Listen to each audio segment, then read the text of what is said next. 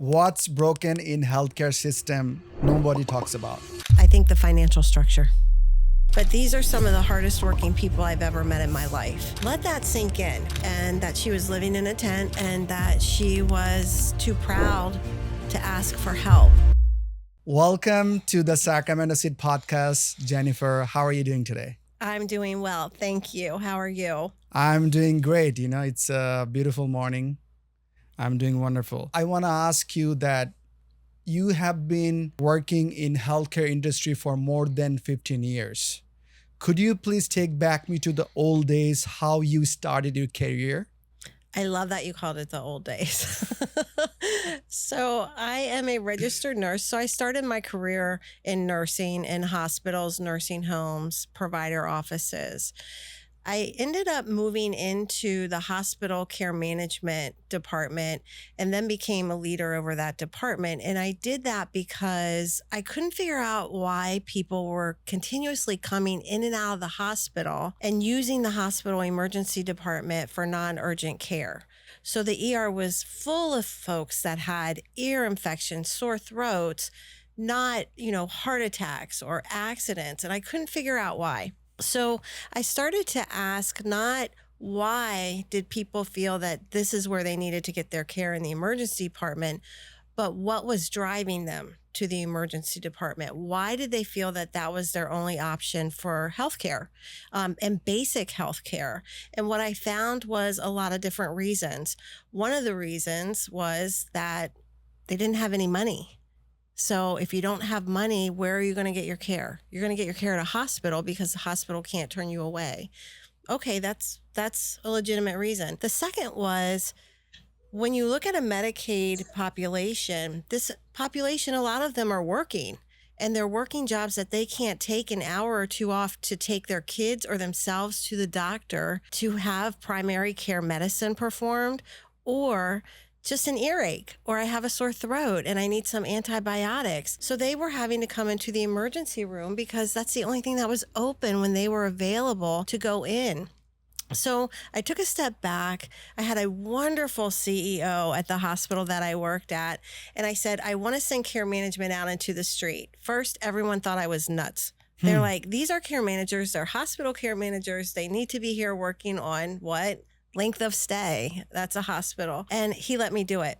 And what we found out was the same thing that I told you. But what we did was we started to put in solutions.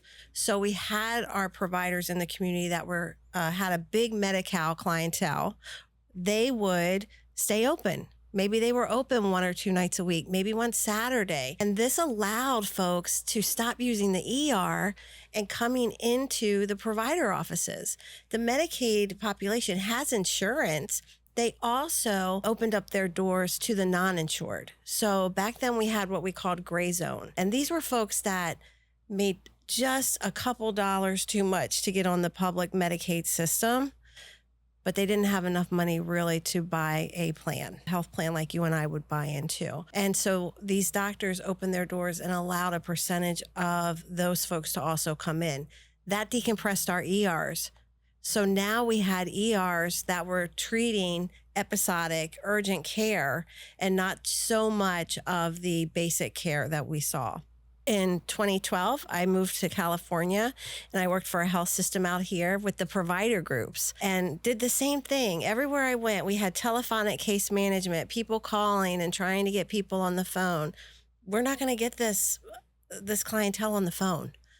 They're working. If they're not working, they're trying to just sustain. So this is a population now that we saw an increase in homelessness. We've seen an increase of just the working poor.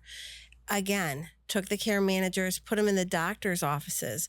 Also, because we were working in a closed system that had provider groups and hospitals, if we were looking for someone and they came in the ER, the care manager got up from their desk and went over to the hospital they were at and saw the member in the ER. Saw the member in the ER and was able to say, why are you here and what's going on and how can I help? This is when we really started to peel back the onion and see that housing, nutrition, transportation, and finances really play a part in healthcare. We knew it back in the early 2000s, but in 2012, when I came out here in California, California had the structure for us to really start to put into place some programs. And working in a hospital system, again, great CEO, great medical director who said, let's try it. And it worked. It decreased the cost of care, which everyone wants to happen, but it also made our population healthier. When we started to run the risk algorithms, and we're not going to get into that because they're very boring, but once we started doing that, we saw that our members were healthier. And then we started to look at our community-based partners. And this is where I get really, really jazzed and really, really excited. When I went out on my own in the consulting world, my partner, I'm going to give her a shout out, Pam Mokler, and I work with community-based organizations that have never been seen as part of the healthcare continuum. And they do such incredible work. They're boots on the ground. They're working with housing navigators. They were doing things back in probably 2012, and no one knew about it. And we should have, because they're part of the healthcare continuum. So that is a long answer to say that my career has taken me to really looking at that medicine happens in the four walls of hospitals and provider groups, but health happens at home and in the communities that we serve. Wow. So you came back to California in 2012 and you started working did you start working in hospitals or any MCPs? Not yet. When I came to California in 2012, I was working for Dignity Health at that time. Okay. So a very closed system. I worked with the provider groups, and I worked with the provider groups to help put care managers in the offices. We worked on becoming primary care medical homes, which is that team-based model of care where it allows the physician to treat the sickest of the sick and lets nurse practitioners, case managers, social workers, RNs, medical assistants surround that patient and give them what they need, because it's more than just the medicine. It's all of the social determinants of health. It's all of everything. It could be an air conditioner. I think I told you earlier about a client that I couldn't figure out why they were coming into the ER all the time. They were having asthma attacks. When the care manager went into the house, this person didn't even have an air conditioner in the middle of the summer in California, lived near the highway, so dust was continuously in the home. So that's one reason that they kept coming in. So asking those why questions, not just why are you here, what brought you here, but really what contributed to it, and what do you need us to help you with so you can have a healthier life. I love that conversation. So that being said, Jennifer, all the hospital system right now are working this way, or just is this something you were working with your care managers and hospitals? This is something we put in place at the hospitals with Dignity. So the care managers were leaving that desk, I'm going to make a phone call, and going into the hospitals and seeing the members, or going into the clinics and meeting the members at their clinic appointments. And that really drove results. We saw results with that. I'm just curious to know, the other hospitals are following the same models nowadays? I don't know. I know that there are some hospitals that do have care managers. They have employed community health workers. I know that the hospitals down in Southern California, when we talk about Imperial County, I was aware of one hospital down there that has their own community health worker program. So they're sending their own community health workers now into the community, which is absolutely wonderful, because we have to stop looking at hospitals and providers as being the solution. They're part of the healthcare continuum, and they are part of the solution, but they're the medical part. That's where the medicine happens, the curing, the preventive care. Outside in our communities is where everything else happens. So all of the supports that we need to ensure that we do get our communities healthier is not in the provider's office. The provider's office is a connector, right? And connects folks to different solutions, community supports, ECM, and makes those referrals. But what happens when the member walks out the door or the patient walks out the door? That's where the real activity starts to support them and get them into a better health, get them into a home, get them food, get them safety. So Jennifer, What is CalAIM for the people who don't know? What's the meaning of CalAIM? So CalAIM is very simple, is a program that was put in place in the state of California. And I'm going to say this, it's probably not a popular statement. We are very lucky that we have DHCS in California. They might not have all the answers, but they are trying to put some solutions in place. And the fact that, in my mind, California is one of the first states that has recognized the importance of non-medical care that contributes to health. So when we look at CalAIM is a program that has two sides to it. We have an enhanced care management program, which is put in place. So you or I would have one care manager that would help navigate the systems, bury or bust any silos, and decrease the fragmentation and help folks navigate a very convoluted system that those of us in healthcare still have difficulty navigating. That's the ECM care manager, and also making referrals to community-based support systems such as housing navigation, food services, asthma services, things that can help home modification and make the member successful.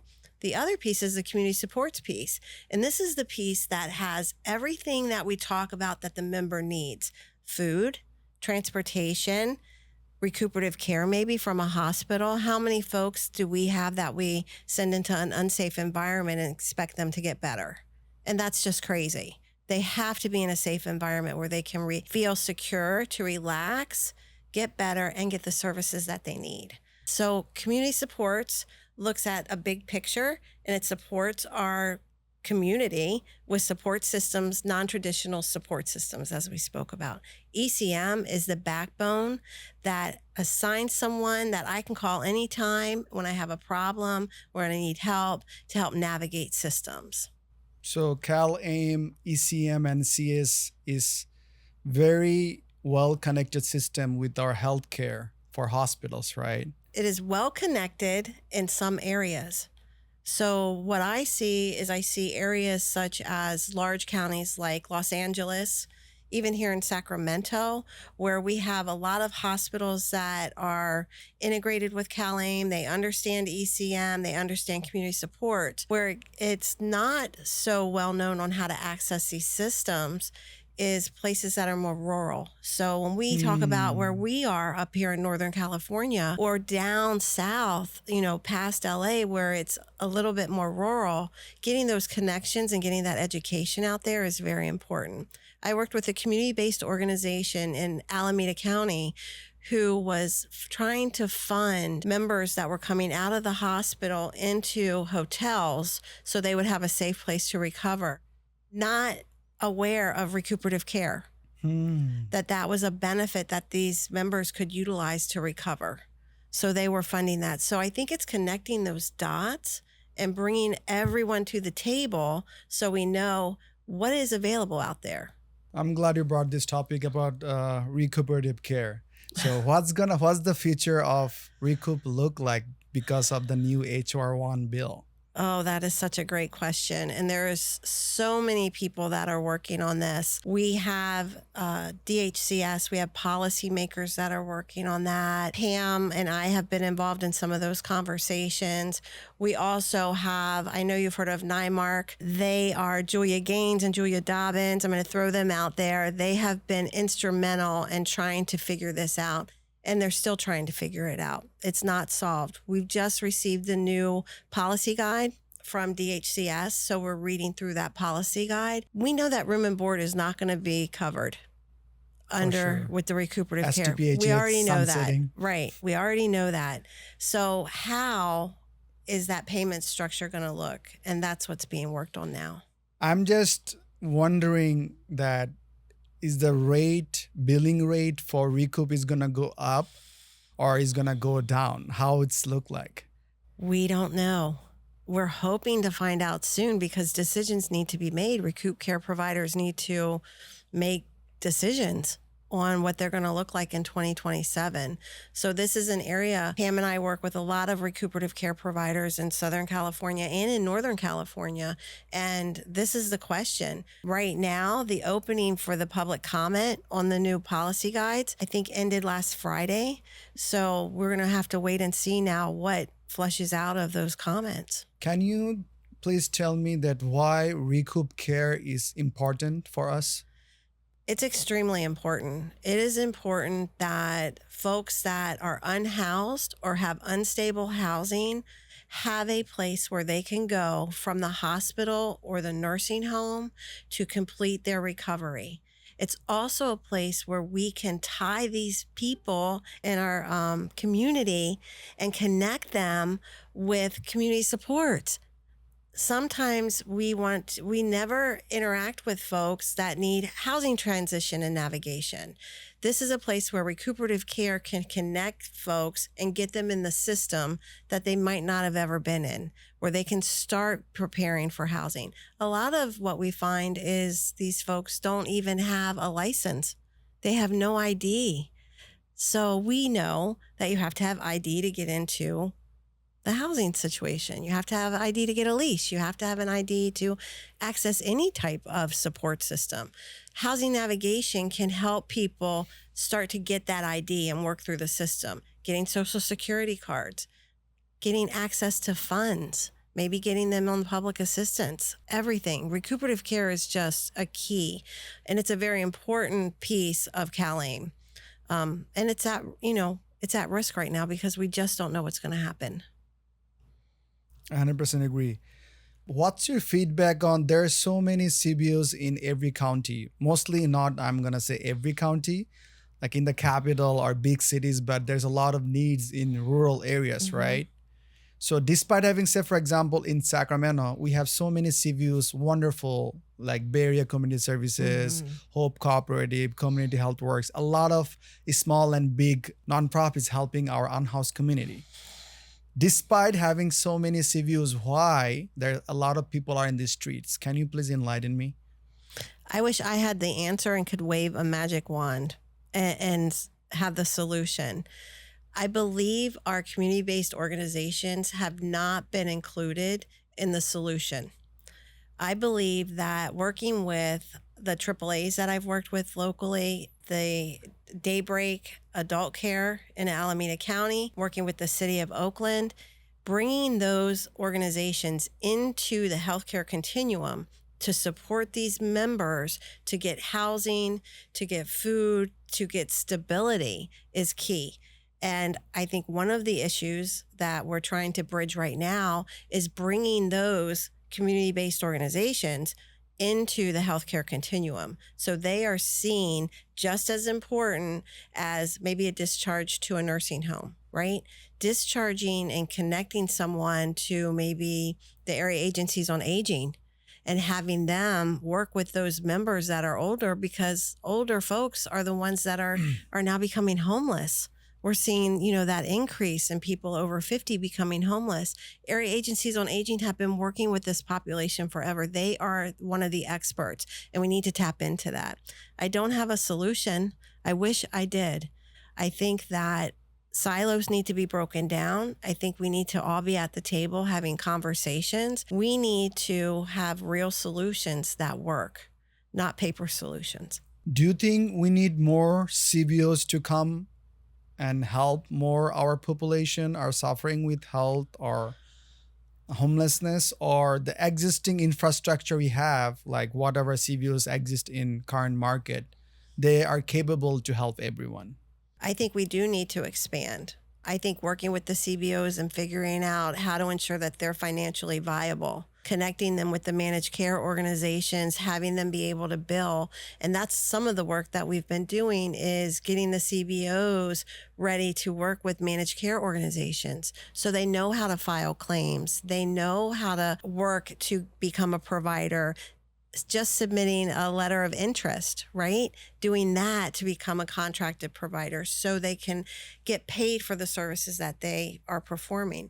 The other thing I think CBOs bring, and I don't hear it a lot, is their boots on the ground. They know the community. It's one thing for us to sit in an office and look at data and try and figure out what's happening in the community. But when you go out and you talk to those community health workers or those street medicine providers or area agencies on aging or the city of Oakland or anyone that's out in the streets, that's where we find out what the needs are. So one community might not have enough housing, right? And we all know that the housing is limited, but maybe another community doesn't have a funnel to get folks from the street into the housing.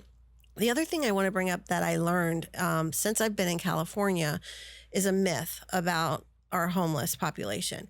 I've heard this. Well, if we put our homeless population into an apartment, right? Why do they go back to the street? Because we have put someone in an apartment and given them no support. And we've taken them from a community. An encampment is a community. Yeah. The streets are a community, and people have friends, they have support systems in that community. And now we say, okay, great, you have an apartment. And now we've put them into an apartment where they might not be able to have their dog. They might not be able to have any of their friends over because maybe they're now trying to recover from substance use disorder or they're recovering from a behavioral health disorder. So we see the depression and we see folks leave that environment and go back to the streets because that's where their support systems are. So that's another thing I've been advocating for. When we think about putting people into housing, we have to have services that help them transition from the street into housing. And we have to make sure that they feel supported in that. I agree with you. I believe in housing first model, but that's not the end. That's the start. Exactly. You know? I agree. We have to have those services. The safety is important. And even if you're in a house, you can be in a house and not feel safe and not feel connected to a community. And you have a community, whatever that looks like, it's still a community and a support system. And some of the encampments that I've walked in, they have a support system.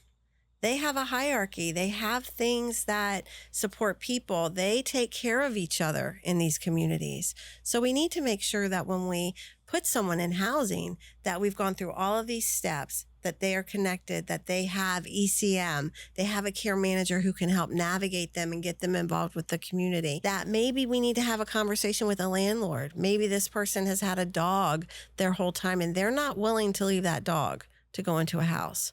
So it's a lot. It's more than just a house. And that's a conversation we need to continually have with people to make them understand it is more than a house or an apartment. It's more than housing. What is an ideal model looks like to you that it can resolve a lot of things? I think where we're going with the CalAIM program and ECM is now a benefit for Medi-Cal folks, which is absolutely wonderful. The model that I would like to see is for us to be out on the streets, more community health workers that are helping to move unhoused into housing. How do I want to say this? At the pace that the client wants to move, not at the pace that we want to move them. And what I mean by that is we go out, we say, hey, Jennifer, come on in. We have a house right here. We're going to put you, you're now in coordinated entry. You now have your house. There you are. But maybe I'm not ready to leave where I'm at. We need to have mental health, behavioral health, street medicine providers that are out there helping people work through all of those issues before they walk into that home. So it is a home. So I think more community support workers, definitely on the streets to find out what's going on. Finding people. How do we keep track of people? We need to have more areas that people can walk in and out for showers and baths. We need to have community health workers in those areas to connect with people when they're ready. That's why, Jennifer, when we first got connected through, I saw you and Pam and a webinar in YouTube. That's how I get to know you and Pam. Then I reached out to Pam first and she said, introduced to you. That's why I wanted to build a model that right now, if any CBOs or any social worker trying to find someone, you've seen that person by Olson Drive or in the 65th Street. Last time you have seen that person helped, right? Next time you are there, he or she's not there. You don't know. You're driving around all over the place, wasting time, and you don't know where the person is. Yeah. You don't know when the next time you're going to hear from him or her, right? That's right. That's why my thing was, if you could use one of the property I manage, like, that property had 75 units, our unhoused community, they can stay there, and all the CBO, social worker or ECM or community support people would come. Instead of driving around, they would know that I can know Joe or Julia is gonna stay right there. That's right. So it can be much more resourceful, right? And if someone needs social security card or DMV license, all can go the transportation system, the whole person care, the wrap around services. Yeah. We could provide that services. So still I'm working on that model. Hopefully, one of the MCPs are kind enough to connect with the right resources and plan so we can make it happen. Yeah. I think the model that you had discussed with us is, to me, one thing that we need to look at and expand on. What you said that really jazzed me when we were speaking about this previously is the fact that, hey, I have these properties. Let's make it a central hub. Let's make it so I have ECM there. I have community support workers there. I have everyone. So if somebody walks in the door, whether they're living there or not, can get those services and be connected to those services. That hub model, we have hubs that are building in place. Your model is, in my mind, innovative because you're saying, hey, let's take a hotel. You have a welcome, right, where you register to go into the hotel. I'm going to put folks there that can help people that walk in. So I know at 2:00 on Friday, Jennifer's going to come here and see me. I don't have to look for Jennifer. And if Jennifer doesn't come, then I need to maybe send the community health workers out to see what's going on. Yeah, I think that your model is great. It is heartbreaking. Like, so many people are going back and forth still to this day from ER because they are ready to be discharged, but not safe enough to go back to the streets. And I believe with this model, the hospitals and MCPs would save tons of money are being wasted right now. I agree. And that's another reason it goes right into recuperative care is so important. That if you look at recuperative care, that's a model that we can access services and keep the members safe to recoup from whatever has happened. I had a great meeting with NHHA, like National Housing Advisors, National Health and Housing Advisors team with Brannon and Dr. Chow, that they're saying they recently launched a great recoup center in right middle of Sacramento. And they're seeing a lot of people are getting help are seniors. They have like dementia, memory care issues. So it's not like they're coming to get the recoup services and they're going to be gone in 1, 2, or 3 weeks. They need aftercare. Yeah. So there's a lot of help needed, like not in, as I said, not in silos. It has to be like, everyone coming together and build a great partnership. So we are actually not wasting the tax dollars, actually getting benefited where it's needed. I couldn't agree with you more. I think the silos, they have to come down. One thing about CalAIM, it has allowed us to finally have a peek under the covers of homelessness. And we've been able to, some of our thoughts are not right? So we've been able to look at homelessness, get data that we can say, this is what we thought, but this is the reality, because you brought up a great point. What happens to that person that goes into recuperative care, whether they have dementia or a memory loss, maybe they have severe mental illness? What happens after the recuperative care stay is over, or that episode, whatever happened, is fixed? But now we have this whole other area of this person's life that has been exposed, right? That we didn't have line of sight into. Do we just send the member back out? It's such a hard Going back in difficult. circle again and again and Exactly. again and again. And see them in the ER and then coming, in and out, in and out, in and out. Looking at breaking the silos down, having more conversations with community-based organizations like yourself in the communities that they serve, because you know what's out there. You guys are out there every day. You know what's out there, and you know where the needs are that we need to maybe have conversations at the state level with DHCS, maybe down the street at the Capitol to say, look, we need this. We don't have any of whatever this is in Sacramento, and we have this population.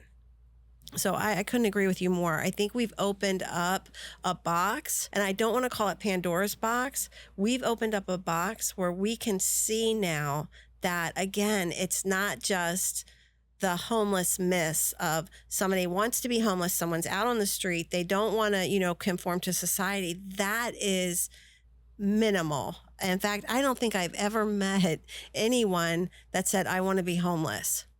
I've met folks that say, I'm scared to leave my environment because I have community here. Yeah. I don't want to leave my dog, but I've never met someone that said, I really like it out here. Yeah. Well, I had a great conversation with Monica from Sacramento County Behavioral Health Program Manager. Mm-hmm. Shout out to Team Heart. Yeah. They are doing incredible work. So Yes.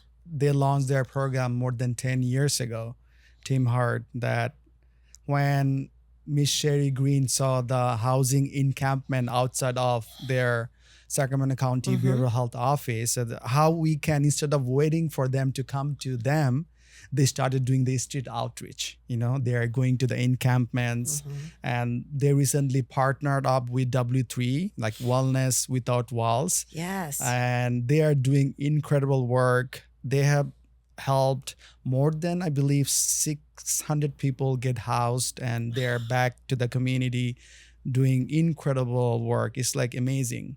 And that's what we need. We need to support more of our community-based organizations and expand them to do that great work that they do. And that is in addition to everything else that happens inside the four walls of the hospital and the provider group. So if we could combine that with a health system, what could we not do? Right. Is the question. Because to me, when the member enters that health system, if we could interact at that moment with them, wow, maybe we could get that member from the health system recovered, and into a safe environment. The wish is that it would happen that fast and that easy. Yeah. When it comes to MCPs and working with DHCS, because, the funding is coming from all the way from federal to state, then state to MCPs, then MCPs to CBOs. It's a lot of things goes behind the scene. Yeah. And right now, we're in a schizophrenic world with the feds. We don't know what's going to happen. Yeah. There's a lot of fun uncertainty being cut. It's crazy. It is. Every day we hear something new. It has to be the opposite. The funding should increase. Exactly. Not short. Exactly. What's the one problem in healthcare you think you were born to fix? That is a great question. I don't know if I was born to fix it. I believe that the one area of healthcare that has really been a focus of my career. In fact, I can tell you that hospital that I mentioned back east, originally my career plan was I wanted to be a CEO of a hospital, and that's what I wanted to do. When I started seeing, like I shared with you, folks using ER for primary care, folks that didn't have enough money for food, folks that were unhoused, and all of this contributed to health and wellness, a light bulb went off. And that's when I really shifted more into how can I decrease fragmentation and make integrated care happen. I believe that we have a lot of very smart people that are mission driven that are trying to do this. What I would want to work on and what my problem to solve is to ensure that integration happens, that integration of the behavioral health campus, that is integrated, where it's not fragmented from one place to another, that we all know what's happening with the client and we all are contributing to the well-being of the client. We're not just co-located. And I think we have medical plazas that want to be integrated, but are really co-located, right? We have we have social work here, we have medicine here, we have something here, but nobody's talking. Right. Nobody's talking. So that patient, member, client, wherever they are in the healthcare continuum, I don't know what's happening over here. So the care I'm giving might not even match what they need, because I didn't even talk to the social worker. I didn't even talk to the behavioral health provider. Integrating all that. And I don't know if they're unhoused or not, because I didn't talk to housing. We need a system, and I think that's where we're trying to go with these centralized data depositories almost in the different counties and even statewide, where I can go in and I can look at a client and see, okay, they were unhoused at this time. Now they're living here, but they've had some behavioral health issues. That's the dream. And that's what I would love to be a part of solving. Great answer. Can you please explain about what is value-based care and why ordinary people should care about this? I love value-based care. Value-based care means that you are getting the care that you need when you need it at the right time. So if we go back prior to value-based care, it was a system where we got more care because providers billed more, and that's how revenue was generated. And it didn't matter what the outcome was. If you went in the hospital, I don't know, you're younger than me, but you would go in the hospital and you'd have all these tests you didn't even need to make a diagnosis, but it was billable services. Value-based care ensures that the care that you get is going to drive an outcome.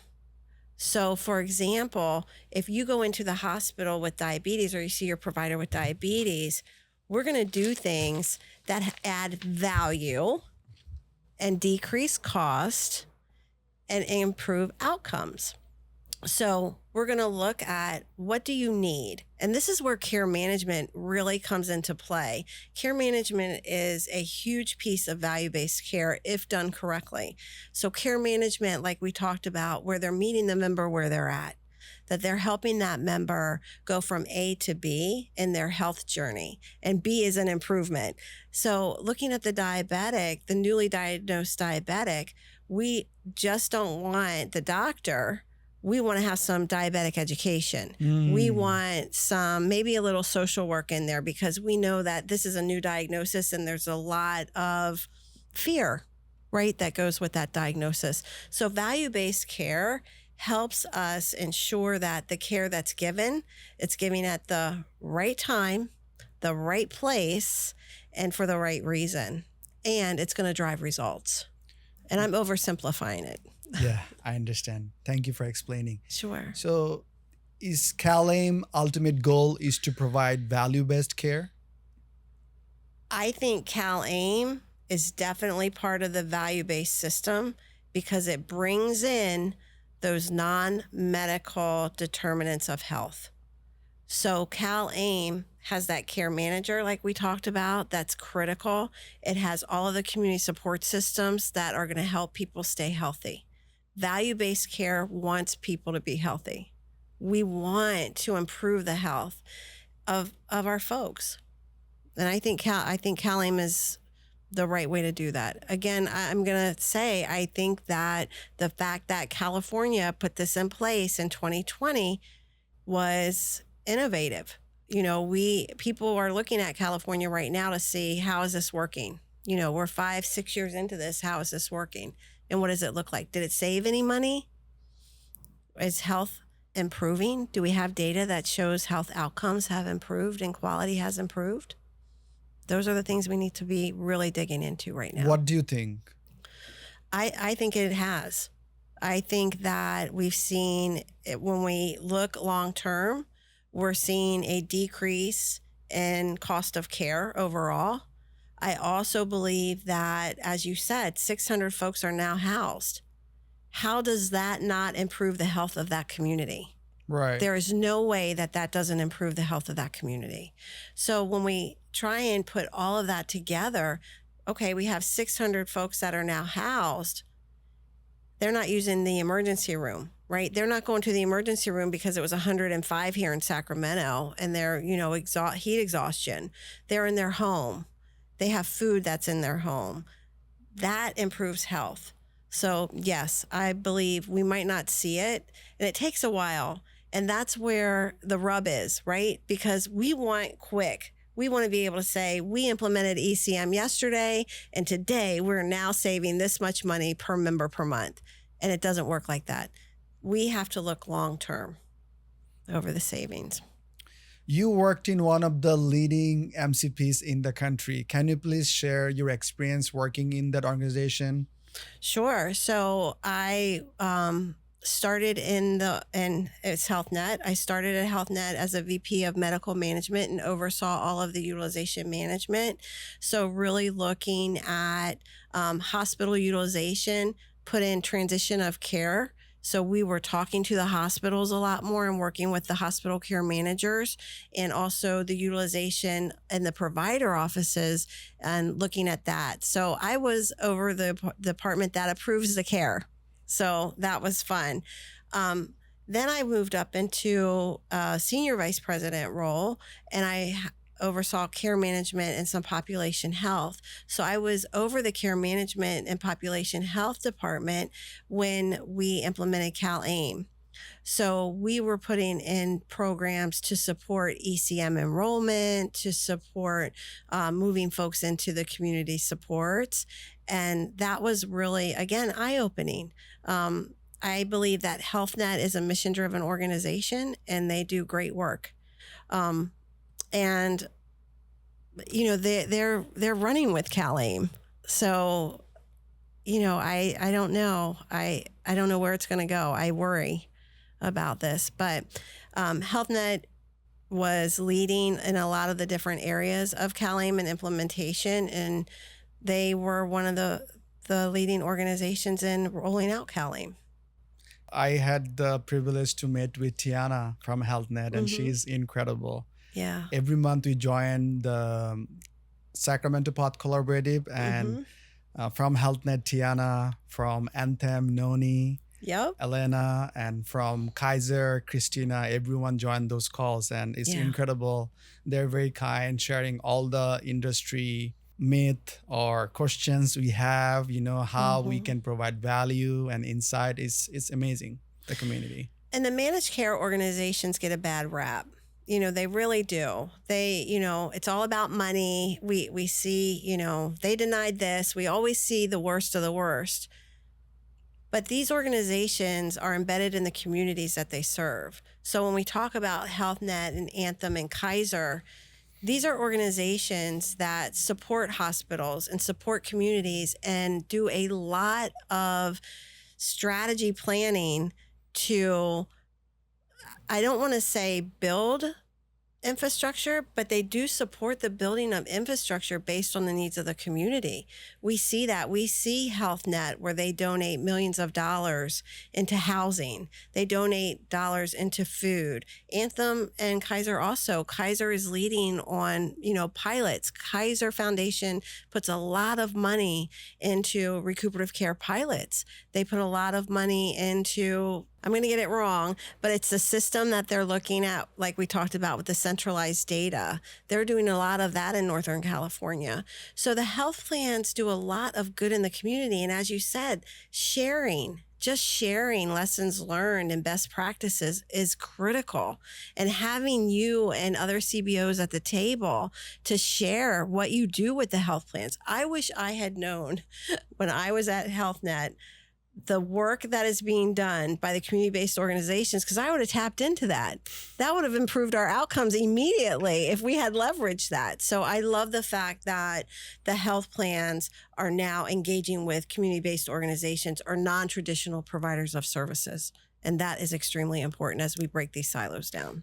MCPs are playing huge, vital role when it comes to health for our community and our unhoused people. They're changing lives. It's either HealthNet, Anthem, Kaiser, Molina.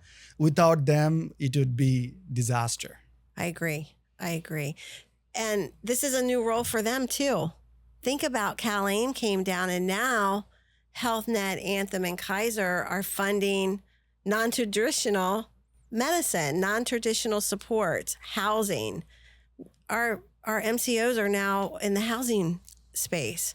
That's new. So it's a new space for them too. Yeah, one of the story it touched me.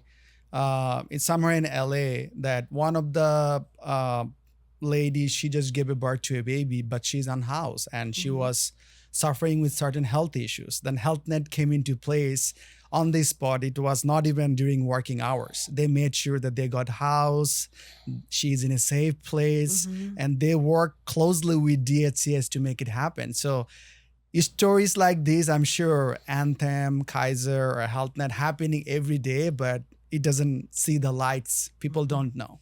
And we need to see more of that. That 100%. needs to be more forward facing so the general public see that and know that all the bad press, we always hear about the MCOs, they've denied care and I had to fight someone, for 4 months to get something. But what we don't see is exactly what you said, that they mobilize very quickly to help people when we're aware of it, when the MCOs are aware of it. I love that story. Recently, I went to the grand opening of Camellia Village, and it was a great partnership between Bay Area Community Services. Thanks to Anthem, I think they are a huge part of it. Yeah. And also DHCS and the city all came together. See, Bay Area Community Services could not do it alone. It has to be part of DHCS and the MCPs. And thanks to Anthem, they are doing incredible work all over the country or in California. I agree. I couldn't agree with you more. I think having the managed care organizations in this space is critical, and the partnerships and the new relationships and the new collaboration. That's how we build integrated systems that serve and support all of our communities, not just the housed, not just the unhoused, but bring it all together. We all have so much to offer, and working in silos just doesn't work. I couldn't agree more. Breaking the silos and working as a team, as a partnership, that's the way to resolve. I'm not going to say it's going to be resolved overnight, but it's more things we can achieve if we are working together. I agree. I could not agree more. You know that. I believe that the more we can collaborate, we have so many smart, innovative people in all of these organizations. Let's bring them together and let's problem solve and let's try things. And it might not work, and that's okay. But we tried. So let's keep trying. The more we try, the more influence we're going to have. What is the biggest thing people have misconception when it comes to Medicaid? I think that people believe that folks that are on Medicaid don't want to work, that they don't work, they're lazy, in poverty, and we know that they are, in some area of the poverty spectrum, but these are some of the hardest working people I've ever met in my life, and they are working low wage jobs, and they still qualify for Medicaid.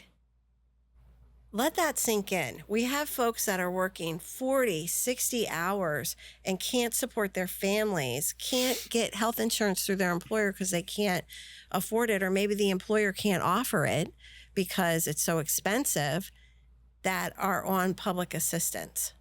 To me, in our country, that is a disgrace. That, to me, is a disgrace, personally. It's very heartbreaking, Jennifer. Just put it this way. A regular folk or person working 9 to 5, 40 hours a week, how much money he or she is making end of the month? After tax and everything, taking home between $2,000 to $2,500 a month. Mm-hmm. That's not even rent money in Sacramento. Right. You can't even rent a decent room in Sacramento for that. I mean, the rents are outrageous. They're outrageous. How you gonna pay for your food? How you gonna pay for your car notes? How are you going to pay for your kids' school supplies? Not to mention if any emergency health issues comes up. And think about that. Now we have somebody that you described 40, 50 hours a week, right? Probably has a second job. Probably both parents are working in the house. They're supporting the kids and something happens. And now they have to make a decision between paying for medical care or whatever that catastrophe is and rent. To me, that is it's a disgrace. In this country, we have so much money that we have not figured out how to ensure that people are not just one catastrophe away from homelessness. And I think you said, the myths about Medicaid. There's a myth right there that everyone that's homeless, has some sort of substance abuse problem, is crazy, I hear. That's not true. We're seeing families that had a catastrophe happen that cost them money they didn't have, and they had to make a decision. I think everyone, we see these actors, right, that made all of these millions of dollars that are homeless. Everybody, anyone could be homeless. And to think that it's just a certain subset of folks is a myth, because it could happen to any of us. Imagine that weather is 102 or 103 today, and we're sitting down here in chill AC and talking about life and things not. The folks are in the streets. They are being baked. Mm-hmm. How they're going to cope up with all the pains and suffering right now? That's right. That's right. What do? We're trying the best we can with cooling centers. Right here where you're located outside, homelessness is all over, and we see folks that are struggling in this heat. So we're trying to open cooling centers. We're trying to open, hotels for folks to go into. There's not a one-size-fits-all solution for all of this. And I think that's the problem too. It's not a cookie cutter, right? We can't say we're going to cut this star and everyone's going to fit here, because that's not how it works. It's all different. I also think the other piece of this is just human kindness. I had a client that I worked with who was coming in and out of the ER. And again, it was a respiratory issue. So can't breathe, you have to go somewhere, right? The ambulance is going to take you somewhere.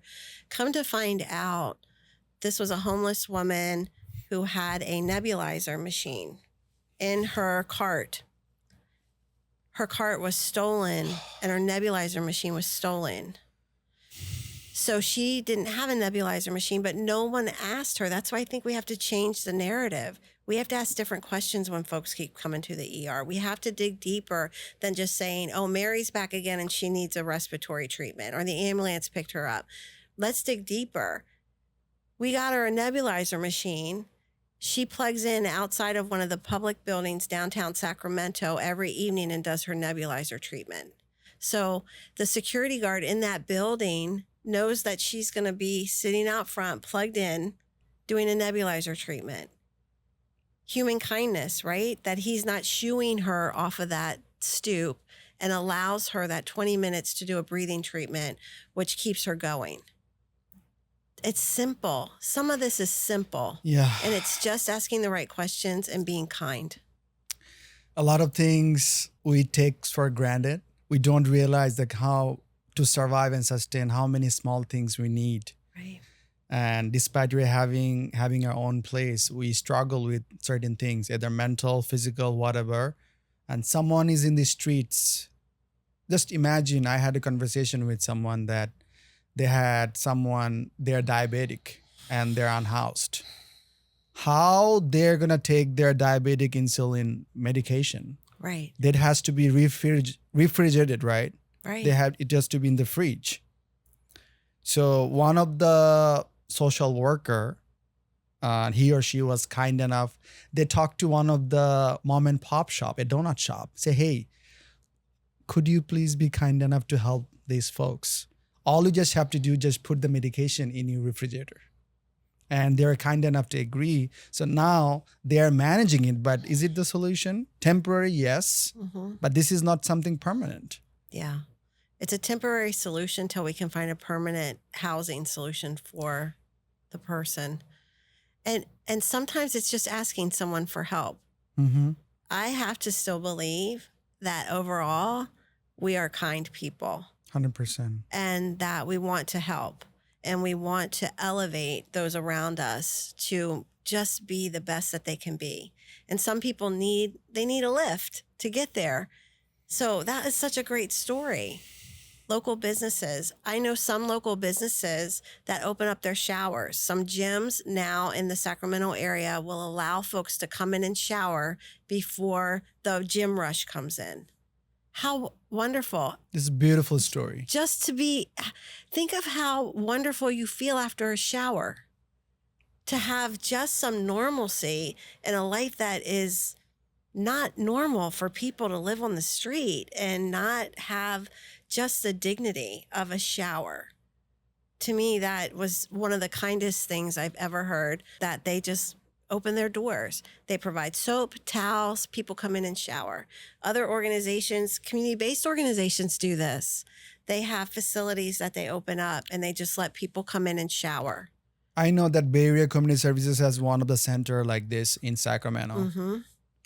I mean, that to me, human dignity, human kindness, treating people like they matter, because they do.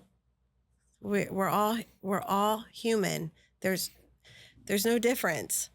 We all put pants on the same way. Well, some of us don't, but but you know what I mean? We're all the same. And these ideas that we've put in our heads are about different populations, especially vulnerable populations, and why they're vulnerable. We got to get past that. We got to debunk those so we can help each other. Yeah, it's a lot of people. I think most people are very kind. They want to help the people, but some of the people in our community, they think very wrongly of our unhoused population. You know, like Monica was saying from Sacramento County, that a lot of people think that they're crazy and they're criminal, but it's not fair. They could be my brother, my sister, my grandpa. They could be, right. They are someone's grandpa, grandma, or they are someone's brother, someone's sister. And they don't deserve to get called that way. Exactly. I agree with you. And I think that's part of the myths. You know, they're crazy. They're substance users. And it's the old picture, you know, where you see someone shooting up in the back alley. That's not what all of this is. Or they're criminals. People have to do what they have to do to survive. Survive and sustain. Yeah. And again, you know, the one thing I want to say is this population is not going to get better. Their health is not going to improve until their basic needs are met. There you go. If you don't meet someone's basic needs, they don't give a damn about their health because they're trying to survive day to day. The same scenario where we talked about the family. Think about the family that you and I talked about that lives in, you know, the apartment, has a couple kids, working, you know, on Medicaid. They're trying to survive on a day-to-day basis and make sure they have food, housing, a safe place for their children, making sure their children have everything that they need. They don't care about their health care. The parents don't, because we'll see them take care of their kids and do everything for their children. But their diabetes is now out of control. Their hypertension is out of control. Maybe we didn't have any preventive care. Maybe the mom didn't get a mammogram and now she, you know, has breast cancer. These are just basic things. But you don't care about it if you're trying to survive. Do you think affordable housing is one of the reasons that we have so much homelessness in California? You know, I think affordable housing is part of the problem nationwide. My wife and I just took a trip across the country. We took 3 months and we went in and out of different states. There was homelessness in every state, not one state that we went through. And we went from California. Our grandchildren, I'll give them a shout out. Hey, Loki. Hey, Halo. They are in Florida. So we really went across the country. There was homelessness in every state. So I think affordable housing is definitely a problem. but it's not the only piece. You have to look at, why is housing unaffordable? Why is housing so expensive, and drill it back? Because I think that we need to look at, okay, so you're a landlord, you have a mortgage, right? Do we have enough programs that are funding landlords like yourself to buy properties at a low rate so you don't have to charge so much just to make the ends meet, right?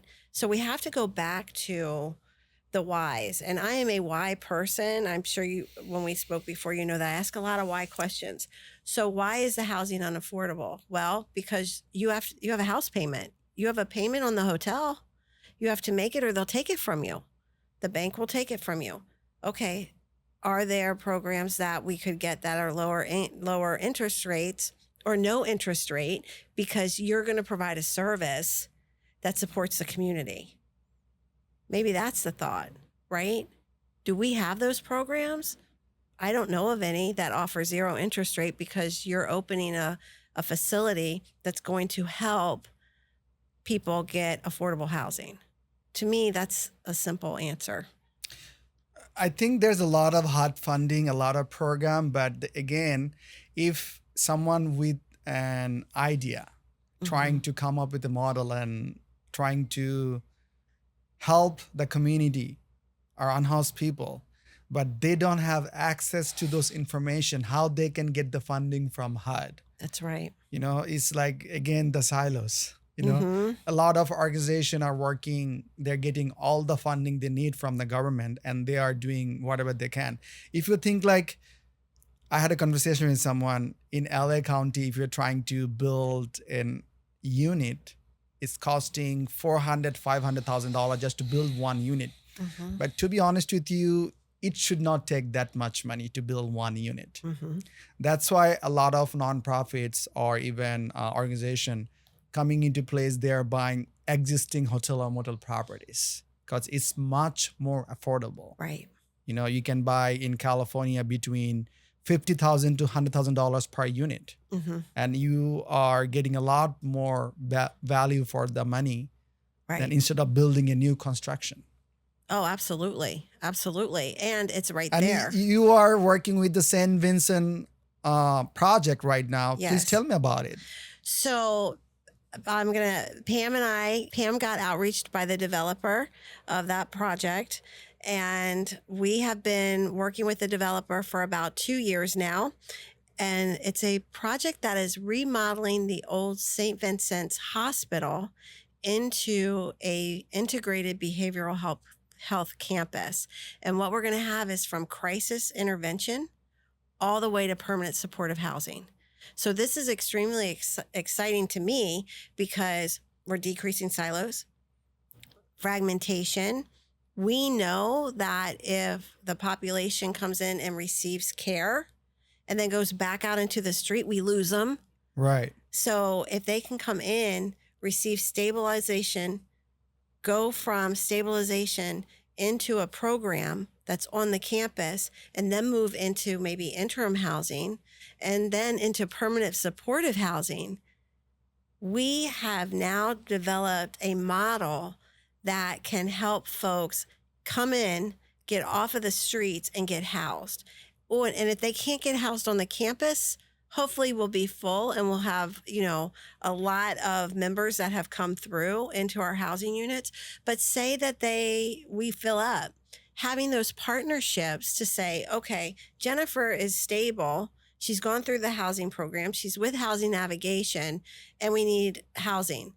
We'll have connections throughout the community to move folks into other areas so they are housed, so they're not going back out onto the street. And again, having that community, right? Having those wraparound services. What's really exciting about that is it's right in downtown LA. It's near the MacArthur Park area, and the need is just so great. We've had so much support from the managed care organizations. We've had support from DHCS. And the politicians, the political system, you have to bring all of that together. And it's wonderful to see I guess organizations that have never sat at the same table, and even competing organizations, have the same dream, the same mission, talking and sharing ideas and bringing everything together. That is what is so exciting about this campus too. Wow. It's very exciting. So That's it's going to take incredible. about 2 years to get everything up and running. And, we're testing things out. We're looking at technology platforms to integrate our providers. We're looking at a lot of different things to make this work. We have a very active advisory committee, and we have some of the top operators that are going to come in and operate the programs. So to launch a program like this or a community hub model, how much is costing total? Wow. It costs, I think the last I heard was upwards of 200 million or more. Oh, wow. Yeah, this takes a lot of funding. How many beds in there? Over 800 beds. Oh, wow. Close to 1,000 Yeah. beds. So Yeah, and makes each sense. of those areas, those 800 beds will be in different programs. So that's to me, it's just so exciting to have the one campus. But it is difficult. It's much needed where it's located. It is much needed, but I've learned a lot about these programs, and you have to be careful how you're building these campuses, because somebody that's in the beginning stages of their recovery, we need to make sure that we're protecting them, right? And There's a they're in one separation area. between other folks. Yes, yeah, and different programs as to where people are at. So it's been a learning experience. I have learned so much about how to integrate the different behavioral health models and programs. And some of them you can't. Some of them, we're going to have a locked unit on the campus. So that is a locked unit. That's not going to integrate, right? Those folks are in a locked unit, and they need to be getting the care, and we need to make sure that they're protected in that unit. That's amazing. I am super excited. So how about if you want to do something like any smaller scale in Sacramento, how we can implement this? I know we need to think about doing that,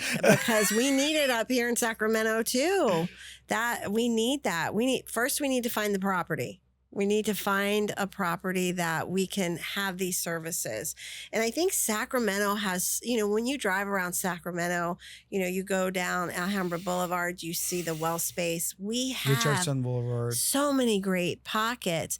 Stockton Boulevard, just watching the change over the last 5 years in Stockton Boulevard with the affordable housing projects that have gone up, the medical care across the street, even the Stockton, Safe on Stockton community, and having the businesses come together and problem solve. It's incredible. It's incredible. We have so many pockets of these wonderful programs. And again, I think bringing them all together, we'll never know about all of them. Right. But it's like when you and I get together and you go, oh, okay, I didn't even know about them. I didn't know about them. Right, Let's right. bring them all to the table and let's have some conversations, because we all have the same mission. We all want to do good. 100%. Yeah. 100%. Yeah.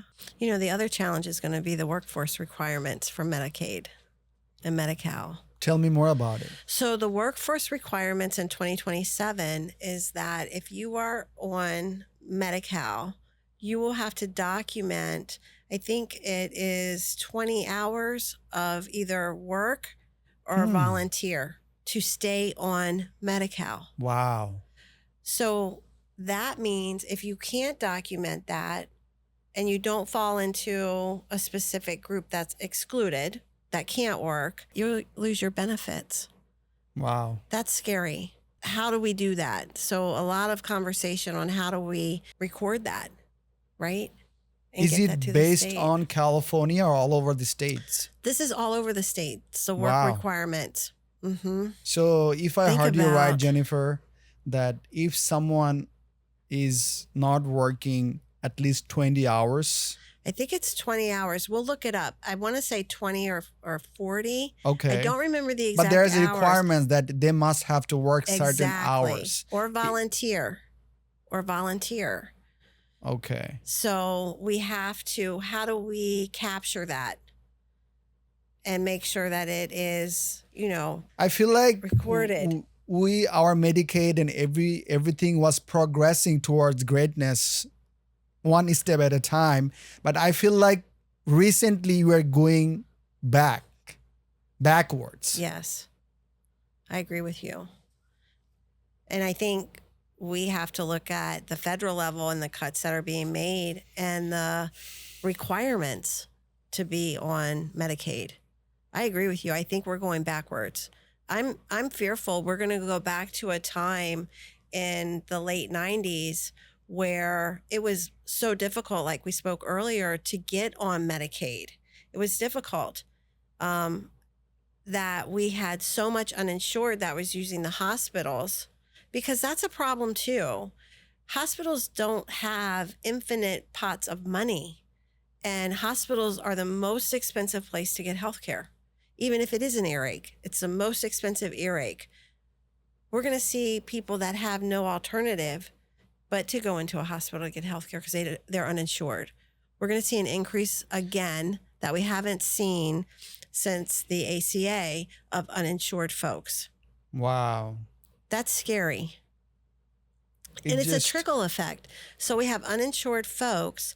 We have organizations like HealthNet, who's going to see their membership drop, right? Their Medi-Cal membership drop. Then we're going to see these members that now are not getting health insurance use hospitals. So we're going to see hospital costs skyrocket. And it wouldn't surprise, I always thought, I should say it this way. I never thought I would ever see a hospital close. When I was back east, we had a hospital close. DC General Hospital closed.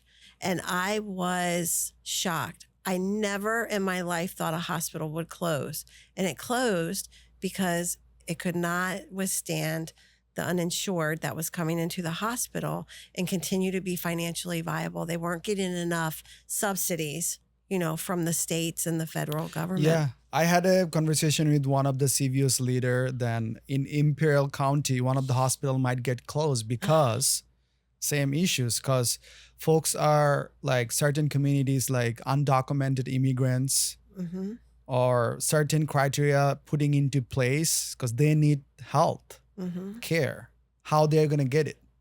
Right. So they're going to the hospital, as you mentioned, and the hospitals are not getting paid for the work they're doing. And just imagine the snowball effect, how it's going to impact the whole community surrounding in the area. That's right. Because then a hospital closes. We saw that. I don't remember the hospital. Was it in Modesto recently that closed within the last couple of years? And now people have to travel so far for healthcare. The same thing in Imperial County. And in California, this population that you mentioned, the undocumented, are going to be moving off of managed care Medi-Cal into fee-for-service Medi-Cal, back into a fee-for-service model, which, if you think about, doesn't have the protections. When you're in a managed Medi-Cal or a managed Medicare or whatever plan, you have care management, like HealthNet has, departments. They have outreach departments. They have complex care management. They have support for chronic conditions. They have a pharmacy department that calls. They have a lot of things that wrap around the members. When you're in a fee-for-service environment, you don't have that. And they have to navigate a system now by themselves. So, not to mention that unhoused community, they don't have anywhere to stay. Right. Wow. A lot to process, a lot going on, and a lot of people are working really hard to try and figure this out. It's heartbreaking, honestly. It is, and we're going backwards. I like what you said. I dislike what you said, but we're going backwards. So what's one new idea in Medicaid that most people have not heard about it? It's not new. I think CalAIM is new to folks. And 5 years in, we're just seeing the enrollment really increase because of the awareness and getting the word out there to everyone, and having the CBOs who interact with people say, hey, let's connect you to asthma remediation or home modification or housing navigation. Something that's new, something that that amazes me, it's not new, is the lack of knowledge that Medi-Cal pays for transportation. Right. Does that ever surprise you? It It surprises did. me. So I'll give you a recent example. So one morning I came early in the office and one senior lady was staying in this property. And she's like, can you call Uber for me? I'm so, of course, yeah. So can I have your phone? And I said, yeah. She gave me a piece of paper. I'm like, what? Like, it's not Uber. Because no, there's number you call. I said, okay. So there's bunch of numbers over there. So I called one. It was one of the clinic calls, one Medi-Cal clinic. I'm like, they are not transportation. Let me try the different number. Right. I called and said, oh, welcome to Anthem Transport. So, wow. I didn't know that. I think they partner up with one of the organization is Medova Care or I keep forgetting the name. Yeah, Motive Care Transportation. So I called them. I think they're not open on the time, but they called me back. But I had to hoop through a lot of things because the person requesting, you're supposed to call 5 days ahead. So she didn't schedule, but she's crying. She's saying that she's gonna die pretty soon. She has kidney disease. So back and forth after 45 minutes, 1 hour, 2 hours, then Motive Care, the person was helping. She was very kind. She said, let me talk to my supervisor, make an exception. So they made an exception. After that, another roadblock we had to face, that the address is registered to different location. So I said, could you please make an exception? So back and forth, then they finally made the call. Okay, we'll send the transportation. Then she waited 1 or 2 hours. They came and picked her up. Good. Yeah. Yeah. Transportation, and that it's paid for by Medi-Cal. Medi-Cal. And there are things that you have to do. I think there's emergency that you can get that, I don't want to say emergency, but more urgent to get you to dialysis, and you can get it scheduled. Yeah, that always amazes me. Yeah. That folks, they're like, I didn't have transportation to get to my doctor's appointment. Did you call the insurance provider? Because they have transportation, it's covered. I didn't know that. No one told me that. Right. That's where we need to help people. Something as simple as that keeps people out of the hospital. That's why really, Jennifer, like I'd love to build even something in a small scale, because I have access to few properties in Sacramento and other counties. I have friends and family on property. So whatever it is takes, if I could partner up with a hospital or any MCPs and make it like a central hub model. I think with that value-based model, we can save a lot of money, a lot of hassle. Instead of calling 10 CBOs or organization to make one person help, we can provide the whole service in one central place. Yeah.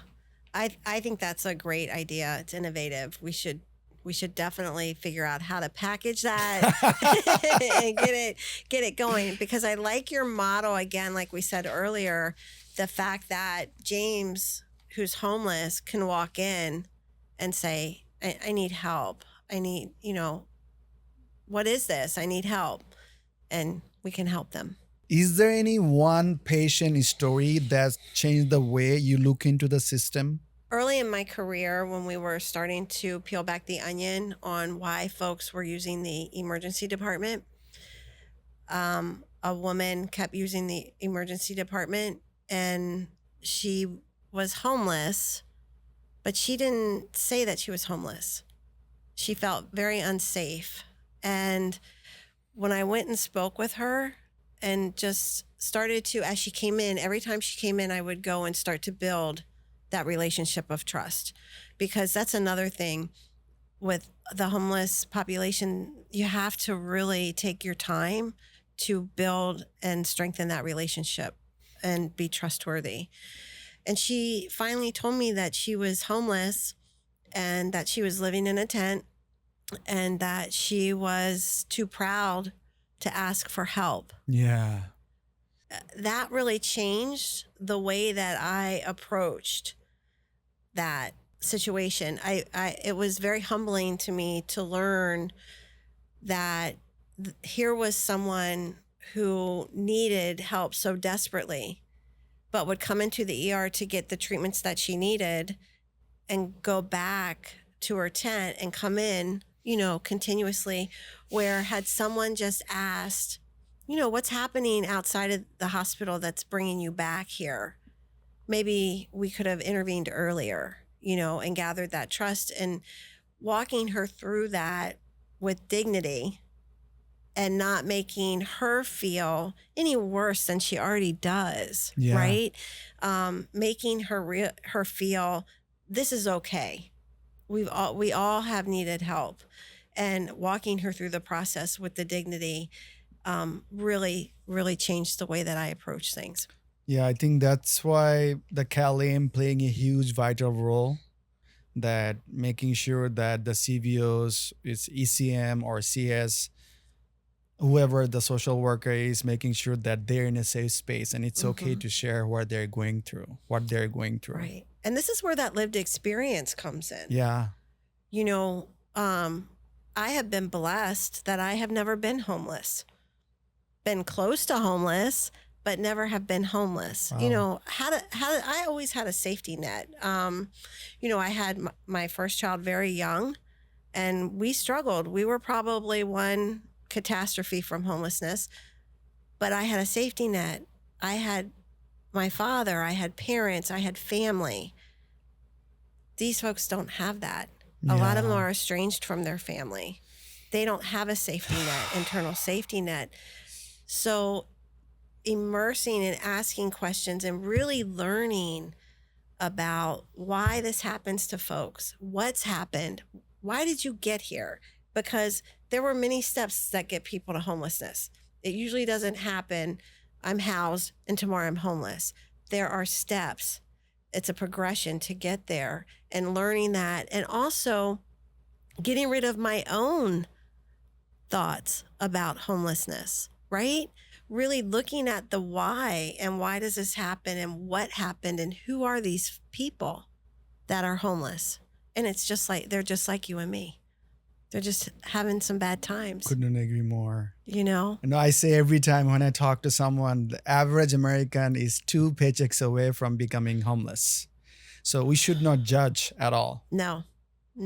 I think what CalAIM brings is using folks with that experience. Now, if you want me to talk about being a mom at 18 and giving up everything else because I wanted to be a mom, I can talk about that. Yeah. I can't talk about what it's like to live on the street as an experience because I've never had that. What I can do is listen and try and help people and try and problem solve and work with very smart people to break down the barriers to get people back into a house situation, a safe situation. That's incredible what you're doing for the people and for the community. Really appreciate that. Thank you. I love it. I can tell you, working with all the different community-based organizations on the front lines and the hospitals and the health plans and the state has just been a wonderful experience. I am so glad that I jumped into this world. I have to say that mad respect to all the frontliners. Yes. All the social workers, all the nurse, all the MCPs. It's the ecosystem. I think they don't get enough appreciation and respect they deserve. It's a lot I agree. to work with patients, our unhoused community. It takes a lot of compassion, empathy to work with them. It also is heartbreaking. Folks that go into healthcare, the hospitals, the firemen, right? They're helpers, police officers. And these, to have to walk someone out of a hospital and watch them go back to an environment that's unsafe, it's heartbreaking. It's heartbreaking for the providers. So I think that's why breaking down the silos, making sure hospitals are aware of CBOs and how to engage with them to help members. Hospitals engage with managed care organizations well. They're very well versed in how to do that, right? Because the payment and how to connect services. But looking beyond that, what else does the MCO have to offer that can help this member? How do we connect with community-based organizations to support this member that might have to go back to the street, but maybe we connect them with well space. Maybe we connect them with community organizations to help move them into a safe environment. 100%. I think the MCOs or MCPs are incredible. I had the honor to connect with, as I said, HealthNet, Mm-hmm. Tiana, from Kaiser, Christina, and I'm more connected with Anthem Mm-hmm. than others.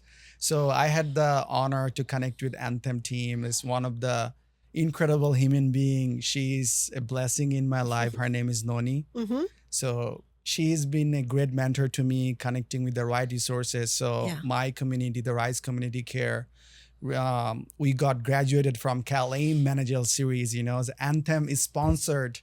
The training development unit training is, I think, one of the Mm-hmm. division by University of San Francisco.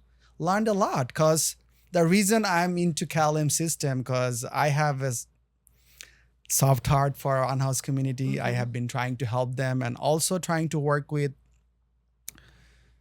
housing first model. Everyone Mm-hmm. complains that, oh, there's not enough housing, how we can help.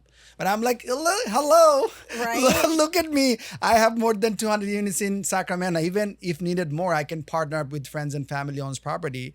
Maybe this is not like the best place or like big house or apartment, a Mm-hmm. nice penthouse or whatever the dream could be. But this is better than the streets. Let's work with it, And it's a step, right? It's a right? step.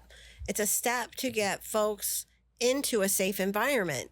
That's the first step because then that person can breathe, maybe take a breath, work with social work, work with care manager, work with community supports to figure out what the next step is. If you're struggling and you're trying to survive, you don't have the capacity to think about long term, my next step, because long term is the next hour. How am I going to survive in this heat? Where am I going to go? Okay, I can go into and walk through the grocery store until someone throws me out, right? Yeah. And to see that's where I think the kindness is, I understand totally that we can't have 100 people lapping Safeway, Right. but what can we do? Can we give them water?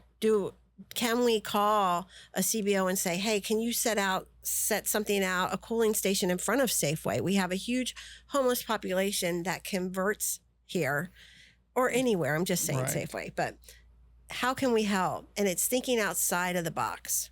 And we don't do that enough. Jennifer, what do you want to be remembered for in this space? I want to be remembered as somebody who took the initiative to break down silos, educate people on homelessness, be a myth buster, a barrier buster, and I want to be known as someone that asked a lot of why questions, that didn't take this is how we've always done it as the answer because it's not working how we are always doing it. So I just want to be remembered as someone who is kind and mission driven and is helping people. This is the best career move that I've ever done in my life, was to work with community-based organizations, get back on the front lines.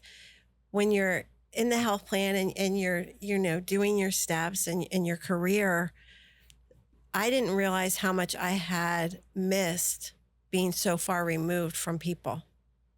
Having those conversations in the ER, working with hand in hand with primary care providers and helping them navigate. How can we see more people? How can we ensure that our most vulnerable are being taken care of? I had missed that.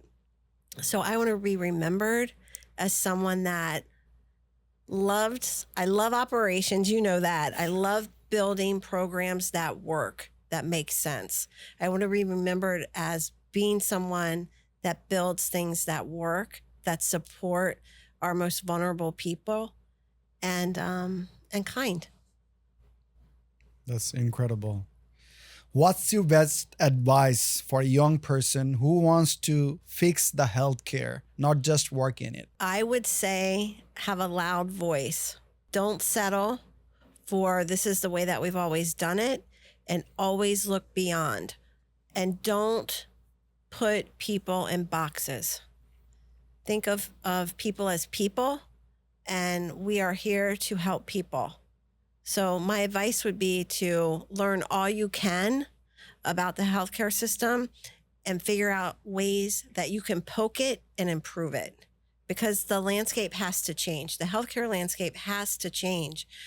I think we're at a critical moment right now with what's happening at the federal level, what's happening at the state level, and how it's just really trickling down to our streets and to our healthcare providers. Don't settle. Always keep poking holes in the system. So we are going to do a rapid fire question. Okay. In one sentence, what's broken in healthcare system nobody talks about? I think the financial structure. Can That's you what I tell me think. more? I think we need to be really clear on what's being paid for and what's not being paid for. The way that CalAIM works is the managed care organizations get a payment. That payment is not stratified. So the managed care organizations don't know that. Real simple. Out of the $100, $20 is going to recuperative care, $10 is going to asthma remediation, $5 is going to ECM. Well, take ECM out of that because it's, that. But with community supports, it's more of a bundle. I think we need to be real clear with managed care organizations how that money is stratified. So they can take that and say, okay, we have $100 here that we are going to pay our community support providers for recuperative care. Recuperative care is the big one now, right? Because it is an expensive care. We got $100, but we only spent $50 in recuperative care, and the member didn't go to the emergency room. So I think it's looking at the financial model and trying to figure out how to ensure that managed care organizations understand what money is going where, because the question that the managed care organizations have is, are we saving money? How are we saving money? How much are we getting paid to do the service that we're putting out this money? So we need to make that really clear. That was more than one sentence. Yeah, I just wanted to be more clarified. That's why, yeah. Thank you for enlightening me. What's a healthcare myth you are sick of hearing? That homeless people are lazy, that they want to be homeless. They don't want to work. I don't believe that. We have a working homeless population that works extremely hard, and they're working jobs that no one else wants. Yeah, it's true.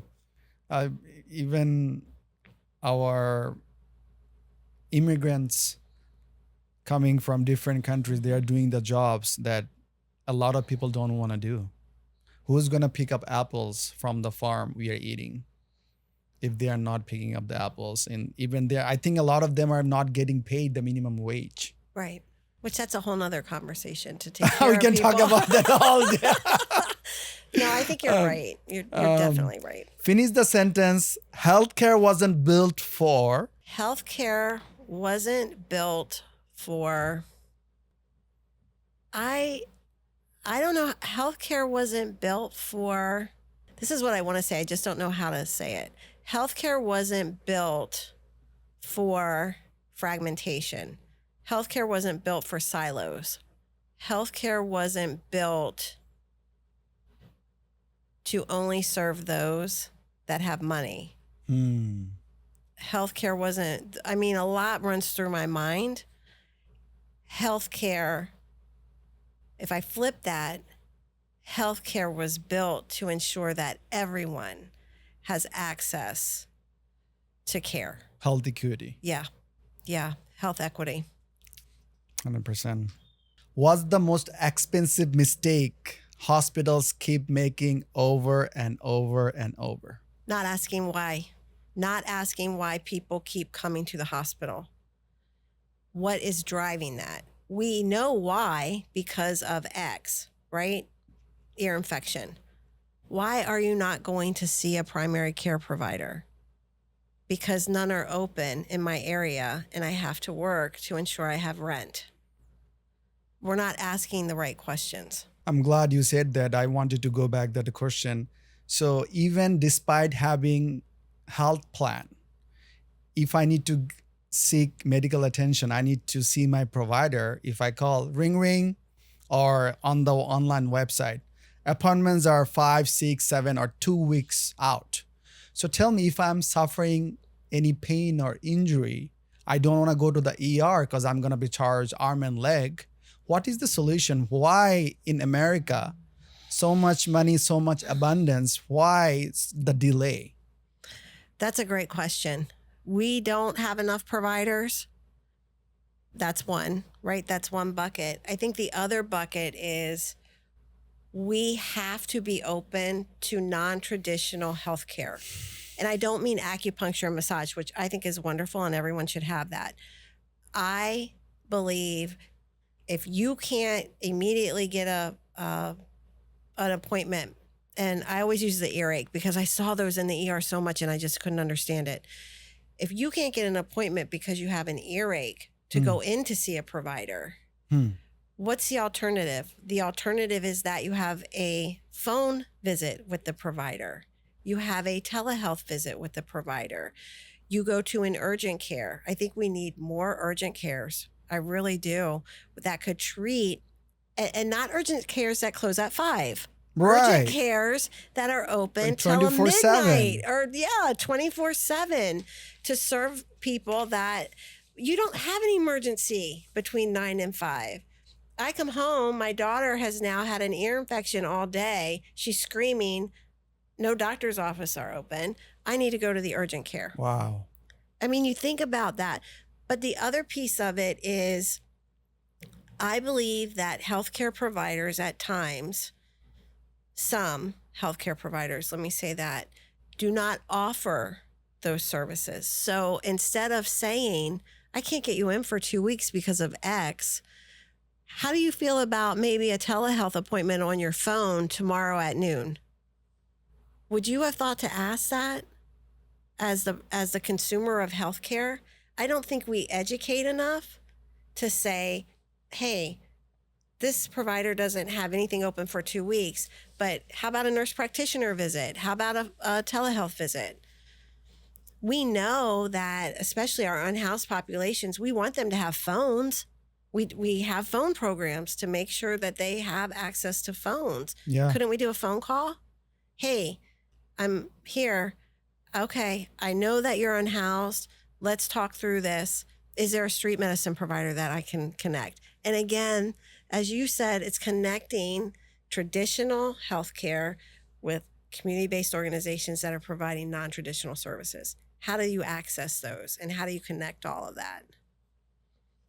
There's a lot of red tape and bureaucracy are in place. Even though a lot of providers or people are trying to help, they cannot because of, certain rules. Well, think about the primary care provider. They're churning, right? They have to see so many patients a day. Mm-hmm. And if it's a, we don't have a lot of them anymore, but let's say it's a primary care physician that has a shingle and is by themselves, not with a big health system.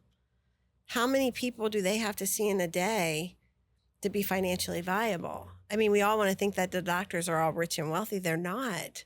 They're not. And they have to see folks. Or you have providers that are in a large health system that maybe it's frowned upon. Maybe we want them to come in. We don't want to see them through this. So yeah, there is a lot of red tape depending on where you are. I agree. We need to get rid of it. Is healthcare designed to keep people sick? I don't think so.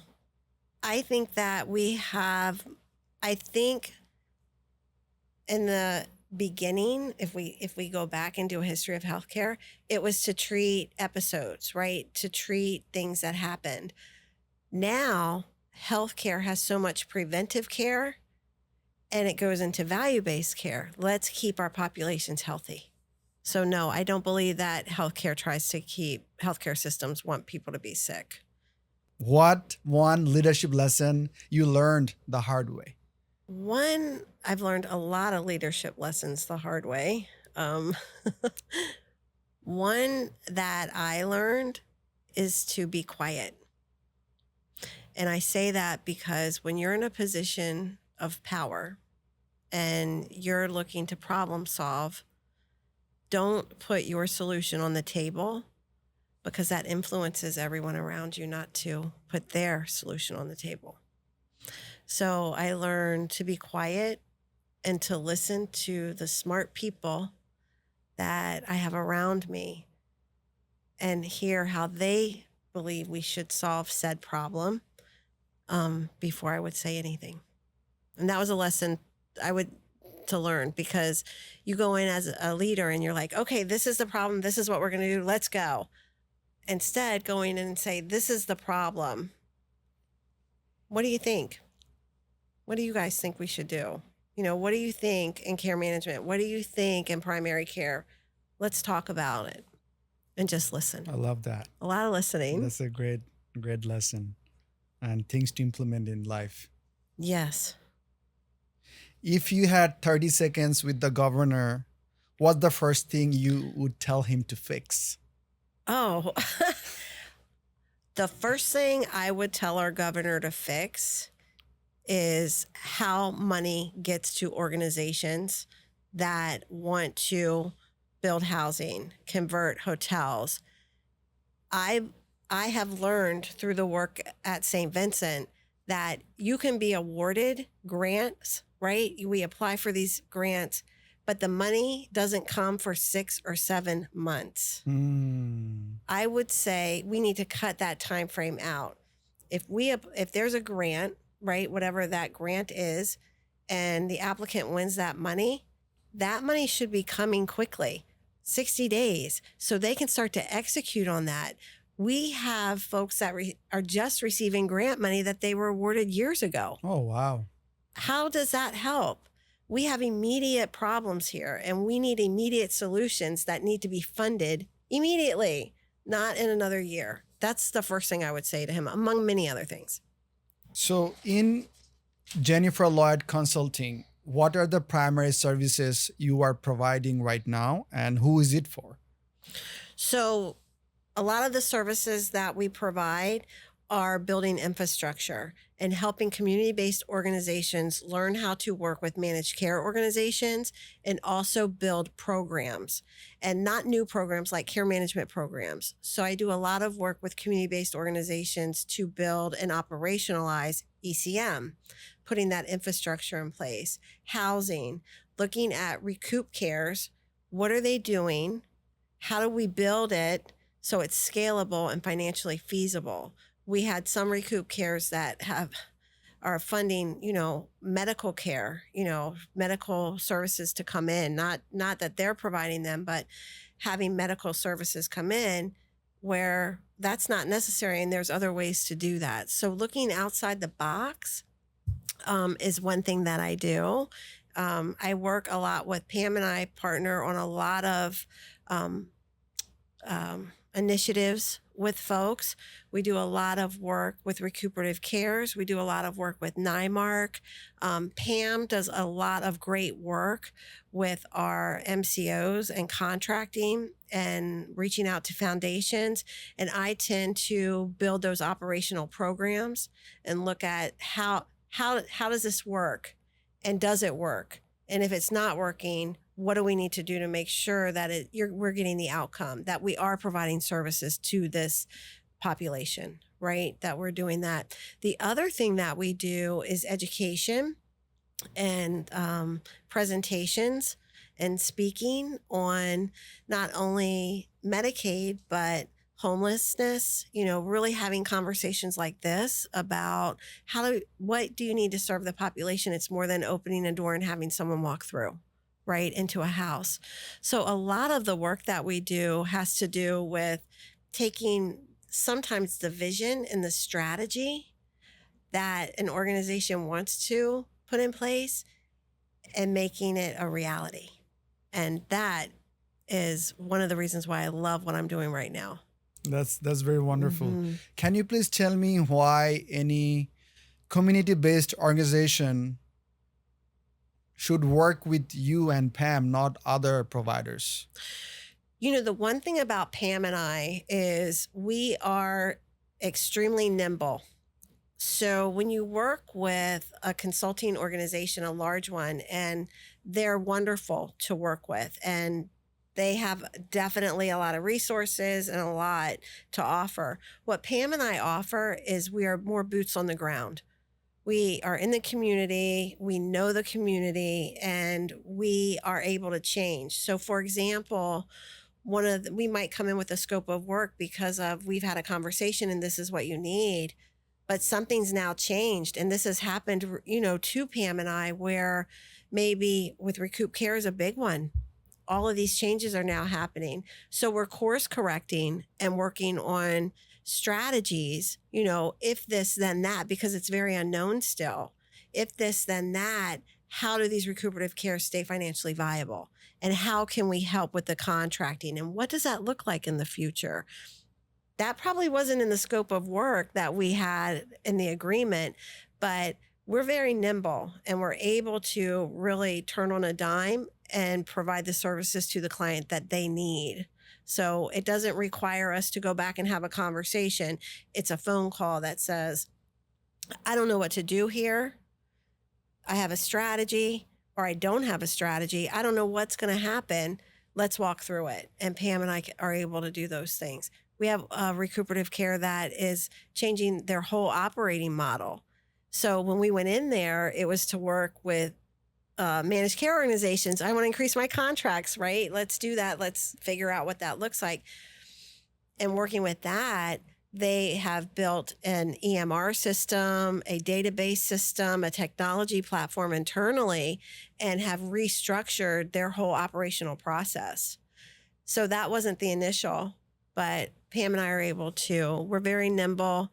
We are on the front lines with our clients, and we're learning everything that we can to support them. And it's a little bit more personal, I think. Like a boutique experience. It is. We are a boutique consulting. So your targeted CBOs are mostly startup, or it can be existing CBOs that they need help with redesign or come up with plans to serve the community better? It is. The other thing that we do, Pam is really good at this, is we look for supporters of pilot programs. So we work very closely with Anthem. We work very closely with Kaiser, HealthNet, all of the managed care organizations, and some of the foundations. And we say, hey, here's an idea for a pilot. We want to work with you to pilot your hub model. Can we get some funding? So we'll pitch that, and then we'll look at, okay, now we have a pilot. Who are the players that we want here to execute this? We did a pilot with some of the area agencies on aging. And I'll give a shout out to, we have the Area Agency on Aging 4 right here in Sacramento, does incredible work. Working with not only our aged population, disabled population, but our homeless population. And they are ECM providers now. That was part of the pilot with Anthem. Can AAAs, where do they fit in the CalAIM model? So that was a pilot, and it was completely funded by an MCO. So we like to do that too. We're very innovative. Great work. Thank you. We love it. Pam and I are jazzed. We talk, someone will call and say, hey, are you interested in coming to this organization to work full time? And we'll look at each other and we're like, no, we love what we do. And we get to work with people that are mission driven, that want to help, and are kind. Absolutely. And we love that. Yeah. Nothing is greater and more satisfying than seeing like your organization go from here to here and then see the impact that you've made in the community. That to me, that's why I can go to sleep at night. I can look at myself in the mirror. I don't ever go, today, I made decisions that I don't like, right? That I had to make that I don't like.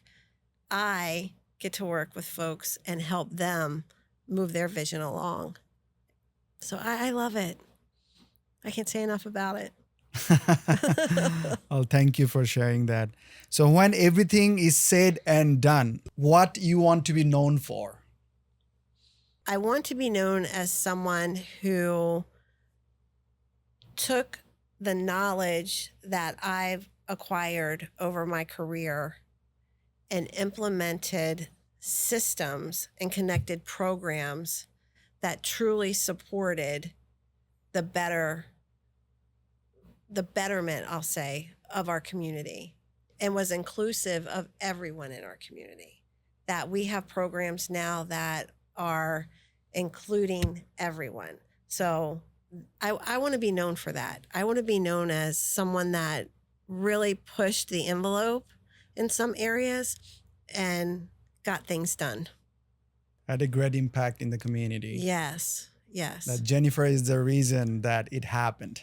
Yes, that these conversations and I want to be known that if somebody needs help, to get from here to here, that they call me, that they call us. You're always there. Yes, that we're here to help that happen. Anything that can help us get out of the mess that we're in, with the unhoused, the uninsured. To me, all ideas need to be entertained because we have great pockets of solutions, but they don't include everyone. And that's what we need. We need something that if I'm one paycheck from homelessness, right? And I know there's supports and there's dollars that you can get, but how did I get to that situation? Like I said, we have to, some of the end, it took many steps to get there. And we have to know, where do we intervene? What programs can we build to make sure that we don't ever get there?